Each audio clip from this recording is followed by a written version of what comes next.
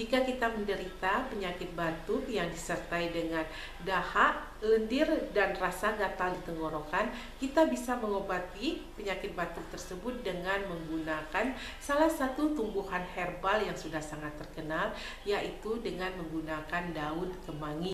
Caranya, pertama-tama kita bisa siapkan dulu sekitar 4 hingga 5 tangkai daun kemangi. Kemudian daun kemangi ini bisa kita cuci bersih. Setelah kita cuci bersih, kita bisa siapkan air panas atau air yang baru kita masak. Selanjutnya, daun kemangi yang sudah kita cuci bersih, kita bisa masukkan ke dalam gelas. Kemudian kita bisa seduh dengan menggunakan air panas atau air yang baru kita masak.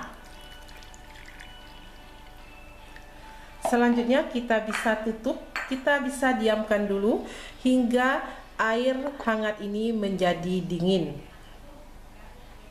Oke, selanjutnya setelah air rendaman dari daun kemangi ini hangat-hangat kuku atau menjadi dingin, kita bisa minum air rendaman dari daun kemangi ini 2 kali sehari untuk menghilangkan batuk berdahak yang disertai lendir dan rasa gatal di tenggorokan.